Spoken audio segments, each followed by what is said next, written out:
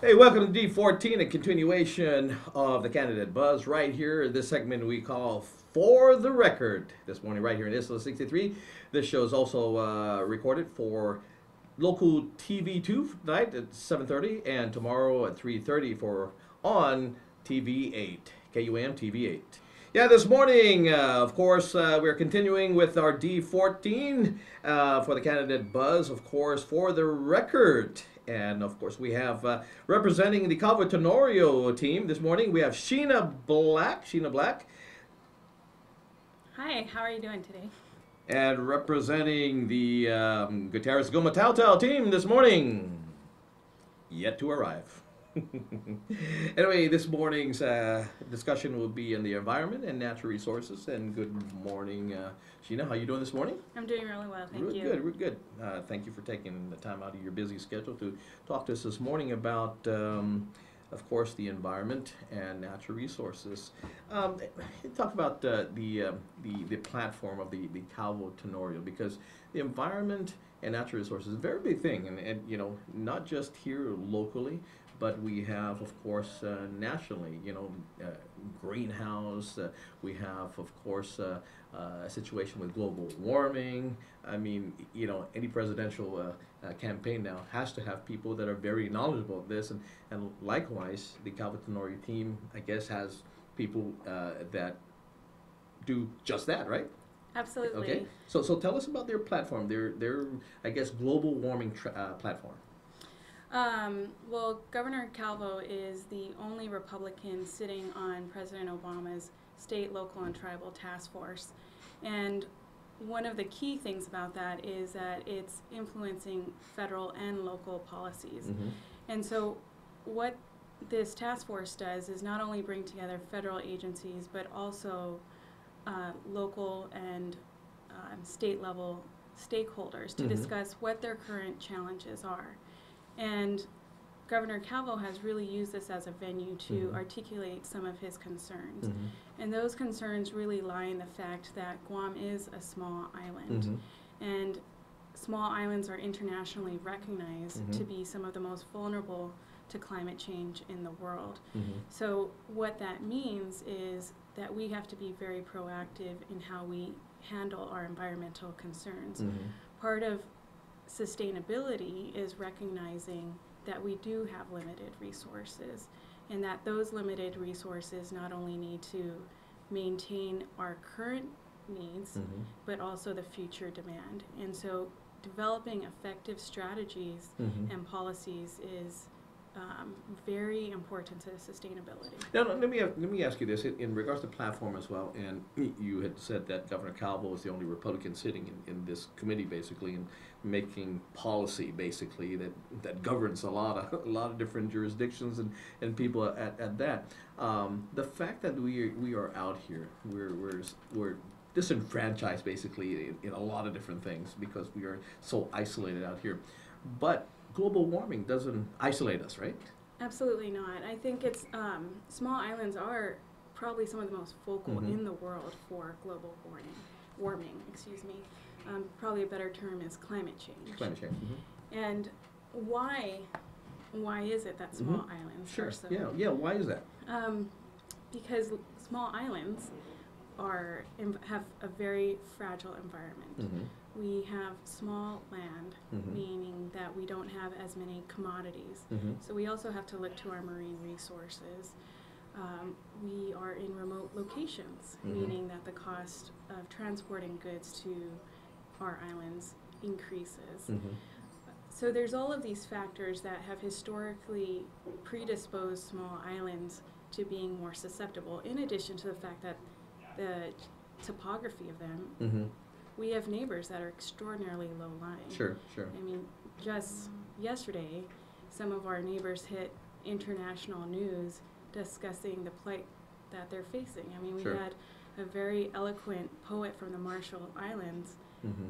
receive a standing ovation for communicating the concerns that are happening right now on Mhm. our island. And what's so important about Governor Calvo being the only Republican on this Democratic Mhm. task force is the fact that the environment should not be a bipartisan Mhm. issue. it is something that impacts all of us. And Governor Calvo acknowledges that and believes that it is something that we really need to collaborate and coordinate together. No, let me ask you, because now, I mean, we're in the midst of, man, I mean, now I remember years back where monsoons were not around here, they're somewhere else, right? Man, we got monsoons now, we got these water funnels and things that we're seeing nowadays, and we're seeing things and hearing things that we studied that happened somewhere else. It looks like all these things are starting to happen to us now. But when we look at what's happening to us, and I can't remember, well, maybe it happened before, but not to the degree. I mean, we're having a lot more flooding now. Okay, a lot more flooding, and places that are flooding, roads that are impassable that years back used to be passable. You know, of course, when you develop, things like that happen. So, what is the Calvo Tenorio administration stands in, you know, of course, the need for growth, the need for economic prosperity, but to balance out, of course, the need also to be cognizant of our environment, natural resources, global warming, climate change, and all that, because there has to be a balance. Is there a balance? And has the Calvo Tenorio team found that balance to appease, to make everybody happy in the end of the day? Well, I think you're absolutely right in the fact that this needs to be a comprehensive approach. Looking at Governor Calvo on more than one occasion, as well as his counterpart, Lieutenant Governor Ray Tenorio, has articulated that we do need to help our environment. We need to take sustainable and precautionary and ecosystem approaches. With that being said, there is a fiscal reality to all of these things. And so understanding what that fiscal reality is means we have to advocate for flexible compliance schedules so that when we are investing in infrastructure, it is something that the government or the Guam economy can afford. So in all of these initiatives, being cognizant of what our finances truly are and what we can afford is important. But the concept of sustainability underlying it is saying that we know that when we invest in today, that we save in the long term. And so that is a guiding principle in a lot of the discussions that we have. Now, in saying that as well, right? I mean, they have programs in place. Are they working? Because, as you said, this is a comprehensive thing. It's not just one entity. We just look up there and you know what comes out of your smokestacks and things of that nature. It's more than that. It's how we build, how we do it, how we disturb the ground, and things of that nature. It's a comprehensive look at this. What is being put in place again to look at this comprehensively? Because, as you said, cost is a big factor. As much as we want to go green, you know, in a lot of our buildings, and some newer buildings, of course, are coming up, are going green, more environmentally friendly. It comes at a cost. Those are premium costs at this point, right? I mean, you know, putting solar panels and things like that are premium as well, right? I mean, it's not standard anymore and built into pricing. In order for us to save money, we have to pay in the front end and collect the benefits later on. Okay, but so it's initial investment. We haven't come to that point where it's standard. It comes with it. Years back when we wanted cassette recorders in our car, we had to buy it separately. Right? It's before you actually, right? But now it's standard. Okay, so these things, you know, buildings and things like that, green buildings are not standard anymore. So how do we balance that, knowing that we have to import everything, and again, it's going to take us time to get there, but because we don't have our natural resources, we don't produce our steel, we bring everything in. Everything comes in planes and boats, not trains, but they come in that way. So how do we balance that, knowing our economy as well maybe can't handle that right now? Well, I think that part of having a successful initiative is really galvanizing the population. So the first thing is really making individuals understand why this is important. why is it so important that we take a sustainable approach? And Governor Calvo and Lieutenant Governor Ray Tenorio have done that. They have pursued, you've seen the Island-Wide Beautification Task Force and the evidence of their work throughout the whole island, whether it's getting the community to take pride in the bus stop, or if it's the Dahi Itano program where they partnered with Matson's to get nonprofit organizations to start cleaning up the island. Governor Calvo also worked with NOAA, the federal agency, as well as environmental organizations to put on training to teach not only private and public stakeholders about what climate change is and how that impacts us. One of the things moving forward, as you were discussing, is we really need to understand how this impacts us and how this is measured. And the reason I say that is while islands face similar challenges, we face them in a distinct manner as well. So, for example, a lot more costly. Exactly. I believe that the UN just came out with a global report, and some of our neighbors, unfortunately, such as the Marshalls and the Federated States of Micronesia, were ranked as some of the worst impacted in terms of their GDP as a result of these things. Highlighting its importance. Yeah. So, if that answers your question. No, it does. But let me ask you this as well, because when we, I have the Island-Wide Beautification Task Force that they were here this week. They come every week. They do an enormous job in helping to clean up the environment and just to make things pretty and all that. I mean, they're doing great. But we have, and we were talking about this when you were out in the lobby. We have a landfill or dump situation here, okay? We're going to run out of land here pretty soon. The receiver at this point is saying that we're going to have to open 2 more cells here real quick, probably in the next couple of years. And we're going to have to start doing that now. We're going to have to do that because, we've already filled up these cells that we've dug up already to put our trash. At some point, we're already running out of land space, basically. You said earlier, our land mass is very small. We're going to run out of space. That being said, when we look at tourist numbers, our tourist numbers are 1 million a year, 1 million something, okay? We look at how many voters are going to come out versus non-voters. But every single person that comes to Guam, whether you're a voter or not, whether you're a tourist or not, every single person that comes here, whether you're in transit or you're here for 2 days or you're a resident Russian visitor, you stay here for a couple of weeks, you're going to have trash. You're going to produce trash, okay? And as much as we have beautiful trash containers at this point, and the men, I guess the folks from solid waste that come around and pick up your recyclables in one bin and not the recyclables in the other, okay? I mean, they're a lot easier now to pick up because they have machines that do that. It looks good. It's orderly, not a lot of flies around. Dogs rarely get into those bins. But the fact remains is, because we have a charge for waste disposal, a lot of people can afford it, okay? And we have a trash problem here in Guam. I mean, the coastal cleanup here just last week is evidence of that. I mean, you're out here this week and you're cleaning this roadway. The following week, you're going to have trash and you collect it like they weren't there the week before. We have a trash problem. Some people have to dispose of their trash. The unfortunate thing is that, do we have a plan in place? I mean, and I wish, we pay the receiver millions of dollars, okay?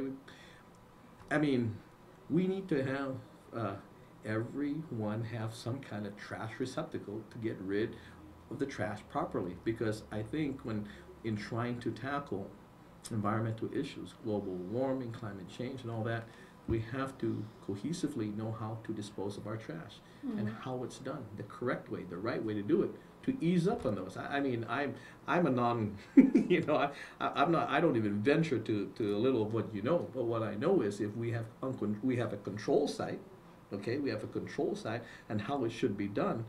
but we have the rest of the island that is a dump site. Yeah. And so one control site that is nice doesn't dictate what the rest of the island does. What do we do? What is the comprehensive platform to address that? Well, first I'd just like to start by saying that this is a universal problem. This is not something that is specific to Guam. Communities around the world are struggling with this question, and it's a very large question because we do leave a footprint on the environment. And while I can't comment on the particular infrastructure or the financing behind that infrastructure, I'll choose to stay away from that. But we can focus on changing individuals' perception of how to deal with this problem. And how do we go about doing that? We've seen some of those actions already being taken. For example, the iRecycle program that we, with the Island-Wide Beautification Task Force and throughout all of government of Guam, they've really partnered with local stakeholders such as Peggy Denny to make sure that these recycle bins are at particular venues, whether it's a fiesta or a small gathering, just to encourage this practice. But that's not the only time we make trash. Absolutely. Well, what other instances are you? Every day. Every day. Okay. I mean, when we have parties, yeah, we all come together and we make trash together, okay? But each in our separate lives, that same kind of trash is what we produce on a daily basis. Is just we're just separate, okay? The parties just bring us together, and we not only have a good time at party, we trash together, okay? Yes. Yeah. But changing a community you can impact by reaching out to people when they're in their mass. So when they're really gathering. I'm seeing that because I see a lot more of the government functions that they're happening now, the government-sponsored functions, even some private functions that have waste disposal where you have green waste or wet waste, I guess, plastics, cans, bottles, and things like that. I'm seeing that more often than not now. I mean, and I think that's great. But you know, my main concern here is what program do we have in place? Because yeah, we can address this. I mean, we have to open more cells. We have to do this, and the cost. I mean, we're not going to get into the cost. But in doing so, we have this, and I tell you, we have more trash outside of the landfill than we do within the landfill. And so we have a big problem. We have a big problem with that. How can we address that cohesively to minimize that, and at least we're gonna have the same amount of trash, but at least it's funneled, and we have a better way of disposing, because trash that goes all over the place, it's not separated out. It's not recycled. Oh, this is a recycled trash, so I can throw it in. These are bottles. I can throw this in Barragata. They don't do that. They put it all together, so we don't sort it out. We don't have some things that can be recycled, so it's uncontrolled. And that's what happens, I guess. The consequences of control is you have the unintended consequences of out of control entities that. Well, I think you're alluding to a short term and a long term. Short term versus long term, yeah. And so what I was discussing is a short term. Okay. So the short term is you really need to make people aware of the problem, that they do produce a lot of trash, and they do produce a lot of trash every single day, and that we are sitting on a small island, and it has to be able to handle that load. It took us a while to transition from cars not having seatbelts to buckle your seatbelt. Exactly. So it took us a long time to do that. The longer term solutions include things such as waste to energy or zero waste, or possibly looking at things as biodiesel, or I'm sorry, not biofuel. Yeah. And a lot of those approaches are being evaluated and outlined in the Guam Energy Office 2020 strategy. And what that does is look at how we can, as a community, reduce the population. Not only is it about renewable energy, taking 20% more renewable energy, but also reducing our footprint in terms of waste. And if you recall, I believe it was last year that the EPA has put on a very large conference dealing with this Mm-hmm. topic Mm-hmm. to gather stakeholders to discuss what they think is the right approach and Mhm. to have that dialogue with subject matter experts so that when EPA goes about its enforcement, it's taking into consideration a comprehensive Mhm. picture.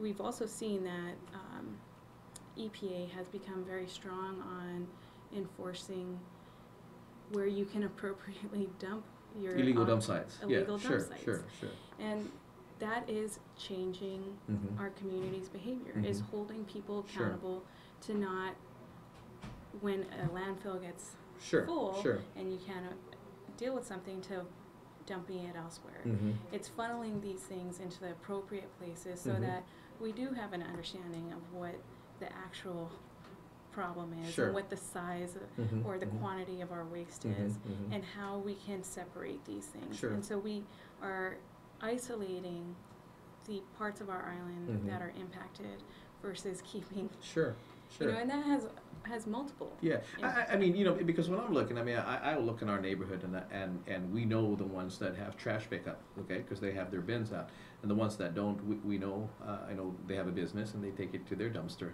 and do that. But others, I don't know exactly. I'm saying, wait a minute, because they produce trash, Mhm. they're dumping it somewhere. I don't know where they're dumping it, but they're dumping it somewhere because they're making trash. Everybody makes trash. So that's what I'm saying in that is the unintended consequences of having a state of the art and very costly is we're not, not every single one of us are at the same income level that we can afford it. Most especially even if you bump it up to $5, people who are using it now, you may have a percentage of those who won't be able to afford the increase of price. Let's switch to erosion, okay? Mhm. Coastal areas and stuff. I've we there's erosion that's at a fast pace that is really happening. I mean, we're not one side of the island is more prone to that than the other. I mean, all sides of the island now are prone to the erosion. What is the platform, the mechanism to combat this? We look at from some of our callers, some of the concerns about areas that are eroding. A lot of times we can't move without Army Corps having to be a part of this whole thing. We understand here that there's only one person here from the Army Corps that mans this facility here. A couple of weeks ago, I made a recommendation to the director of Public Works. Hey, since we're having all these problems, maybe we ought to petition the federal government to house somebody here, more than one person, because this is an everyday occurrence here. We have a growing problem here. When you look at in Arahan, for example, Gepago site, okay, Mhm. they did those water breaks and try to tackle one side of the eroding coastline there. As a result, it was eroding the other side. So you look at the other side of what was fixed, and the water's going to have to go somewhere. So it goes over and erodes the other side. And this was all under the direction of Army Corps. So how do we comprehensively look at this? That when you put something together, you fix one side, you got to do something to the other side. Maybe one side is a lot more eroded than the other, and maybe the other side isn't. But it's going to happen. It's going to happen. We know that. Well, what you're alluding to is that it is a very complex Mhm. problem. And one of the things that Governor Calvo did is through the state, local, and tribal climate preparedness Mhm. task force is articulate some of or the importance of smart building and Mm-hmm. becoming resilient in a smart manner. And while you mention Army Corps of Engineers, they Mhm. are one perspective. And we have had dialogue Mm-hmm. with the Army Corps of Engineer about concerns that are distinct not only to Guam but other islands. Mhm. And perhaps I can provide an example to that. Is one of the reasons our coastal erosion is so bad is we have a lot of seawalls. Mm. So how can we And with the seawall, as the wave action comes in, Mhm. the energy reverberates, Sure. and it can exacerbate the situation. Yeah. So the Army Corps used to advocate for seawalls, and Mhm. now they're changing the perspective to include more natural infrastructure in addition to Mhm. gray infrastructure Sure. or hard concrete. Mhm. Mhm. And that was a result of, or not completely, but Governor Calvo was a strong advocate for Army Corps of Engineers to change the manner in which they're rolling out these programs. Mhm. And we will see that coming Okay. down through the federal government. You will see that the adoption of natural infrastructure and the emphasis placed on that, just because erosion is not a problem that is solely about the shoreline. Sure. It goes from ridge Oh, to of course. reef. Oh, of course. And Governor Calvo's concern was we need to fix this problem because not only does it impact our shoreline, but when it impacts our reef, that impacts our food security, it impacts our natural protection from storms, it impacts our economy. We have small businesses tied to that. For example, a local dive shop. Sure. You know, if we still continue to have problems with pollution and our reefs are experience coral bleaching or Sure. if ocean acidification continues to happen, that would hurt our industry. Sure. And so taking a lead on climate change means taking a comprehensive look at all of these problems, one of which is coastal erosion. Coastal erosion. Okay. Well, I am glad in that thought because again, yeah, seawalls. I mean, yeah, you just produce more power for that water to. I mean, and that's why when that wall was erected, you see that very fast the other side started eroding because now it has more strength. It's got to go somewhere, and you don't let the water naturally kind of dissipate and calm down. It's when it comes in with force, it pushes back with even greater force. You know? Yeah, the importance is keeping engineers and people with that subject matter expertise talking to environmentalists. Like and yourself. And keeping that dialogue there. So are you an environmental engineer? No, I'm not. I just care a lot about the issue. Okay. Anything else? I mean, what else is in the platform that I mean, again, global change, climate change, again, our fuel source out here. I mean, our energy source here, of course, is still fossil fuel. I mean, looks like a lot of families, private homes are now going towards solar, less reliant on fossil fuel. But we are, I mean, like a lot of other places, we're not unique to this, but we're only relying on fossil fuel. Well, I think this is something that Governor Calvo is doing because it is such an important question. It is not looking at this through a vacuum. There are many other regions and nations in the United States as well as the world that are dealing with this problem. And for example, Germany. Germany is probably a leader in how to handle renewable energies and implementing it. And what they're finding is that they need to be very cautious in their transition because of the reliability of the power source. And while Guam is moving towards 20% renewable energies, it's also incorporating the lessons learned of other jurisdictions, which we need to do. And it's because we have finite resources and we have to be very particular about how we use them. So it's wonderful that we do have the energy plan in place for 2020, but in addition to that, continue to pay attention to lessons learned. Well, I didn't even know that the administration had someone of your expertise to as you said, when engineers try to engineer certain things, that they look at environmentalists as well, and look at areas and say, well, wait a minute, yeah, I know this is what you went to school for, this is what I went to school too, so let's get this together, and basically what you're saying, that the two mindsets need to get together. Because that's how we can move forward to be able to tackle this thing, right? And absolutely, and that mindset is something that Governor Calvo has really pushed on a federal level. And I think that our community will be pleasantly surprised to see that it will be implemented into federal operations, that we will see greater collaboration between different agencies because they have different perspectives, and it is a very complex and comprehensive problem. And you know, I know you're not a political person, but you know, you were hired for your expertise. But on the political side, again, we've earned political stripes in this point, in the sense that, you know, a Republican governor is sitting in a very important committee.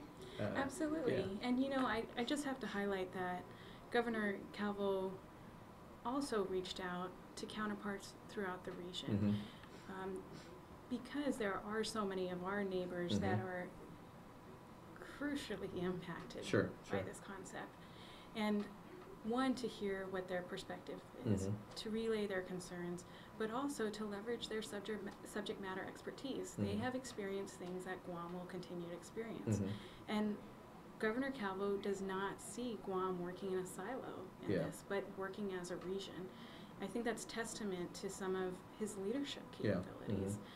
He's had the opportunity to get guidance from Nobel Prize recipients on this topic, because he's gone above and beyond to make sure that when he's dealing with a problem that will impact our entire community, he's taking advantage of the best science and including all stakeholders in that conversation. Now let me ask you this question. Governor Calvo sits on this committee. Does he sit in committee because of Governor Calvo, or does he sit in committee because he's the governor of Guam and just this region? Because what I'm hearing is that should we have another governor, it's not necessarily that same governor will sit in that committee. No, the committee it has a sunset clause. Okay. So it will only be Governor Calvo. Okay. I think the work of Governor Calvo on this committee will be experienced by governors to come. Okay. Well, that's great, and that's what I'm saying. Is it not necessarily that it's a position that sits in that committee, not necessarily the individual, but yeah, it's the individual basically with that position, and it's a sunset that it's him. If he's not there, then we don't sit. We're not at the table, and I'm glad I'm really glad we're at this table, because there are a lot of tables that we're not in. We're not sitting on, right? Anyway, thank you, Sina. I appreciate it. Thank you very much for coming in and giving us. Thank you for having me. Again, some of the plans and of course the environmental issues and platforms and natural resources that the Calvo Tenorio have in place. Okay, thank you very much. You can watch a broadcast of this tonight on local channel 2 at 7:30. Likewise tomorrow at 3:30 on KUAM TV8. Thank you very much. That concludes, of course, this week's the buzz, the candidate buzz, and of course For the Record. Talk to you then. Thank you very much.